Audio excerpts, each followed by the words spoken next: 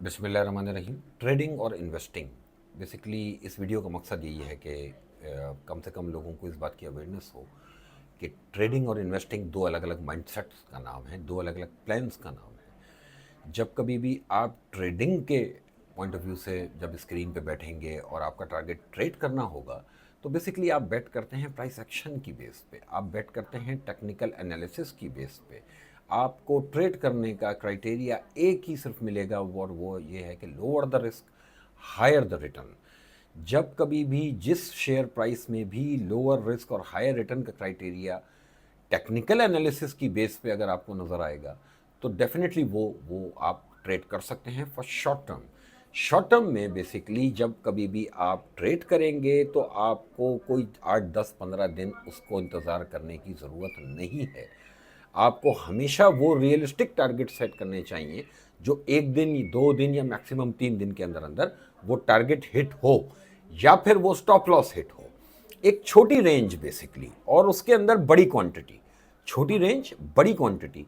बड़ी क्वांटिटी क्यों? इसीलिए दुनिया की स्टॉक मार्केट्स में लिवरेज प्रोवाइड की गई है कि ये जो लिवरेज की जो प्रोडक्ट होती है वो होती है ट्रेडिंग के लिए, कि आप लिवरेज में बड़ी क्वांटिटी लें और 1 रुपए के मूव में घूम जाएं। 50 पैसे का स्टॉप लॉस था, 1 रुपए का टेक प्रॉफिट था, बस ये है ट्रेड।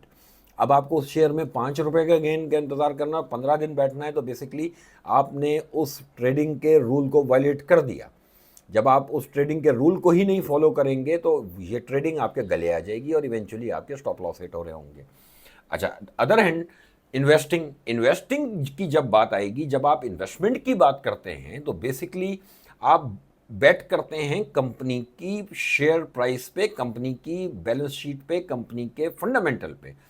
आप कंपनी के फंडामेंटल पे जब कभी भी बेट करेंगे तो उसके मुख्तलिफ क्राइटेरियाज हैं कि कंपनी कैसी है, कंपनी की परफॉर्मेंस, फाइनेंशियल परफॉर्मेंस कैसी है, कंपनी का ग्रुप कैसा है, किन लोगों की कंपनी है, उसके सेक्टर की परफॉर्मेंस कैसी है, गवर्नमेंट की जो पॉलिसीज़ हैं क्या उस सेक्टर को जो है वो फेवर करती हैं, उस सेक्टर के अंदर कितनी ग्रोथ हम एक्सपेक्ट कर रहे हैं, तो हम उस कंपनी के अंदर ग्रोथ कैलकुलेट करेंगे।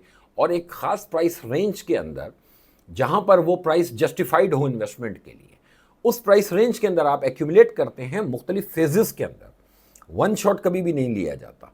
और अगर छोटी क्वांटिटी है तो ठीक है, आप वन शॉट भी लेके रखें उसको, लेकिन अगर बड़ी क्वांटिटी है तो आप पार्शियली उसमें कोशिश करते हैं कि आपकी एवरेज अच्छी बने, जितनी अच्छी एवरेज हो जाए।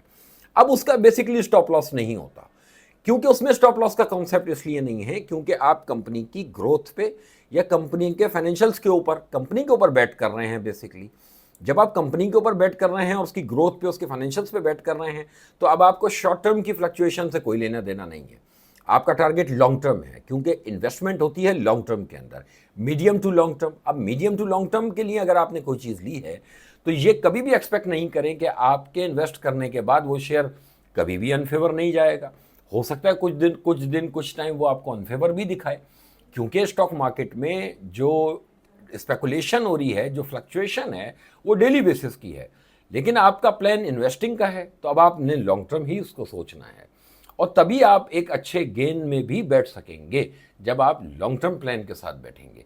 अदरवाइज अगर उस शेयर ने ज़रा सा भी अनफेवर दिखाया और अब आप स्पेकुलेटर बन के रिएक्ट करना शुरू करेंगे, तो फिर उसी तरह से वो 2 रुपये ऊपर, 1 रुपये ऊपर आपको फिर बेचने पे वो खुद ही आप मजबूर हो जाएंगे और आप बेचेंगे।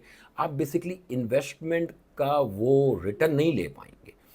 इन्वेस्टमेंट के लिए एक चीज़ को लेके फिर उसकी शेयर प्राइस को रोज़ नहीं देखा जाता, उसको उसके हाल पे छोड़ दिया जाता है।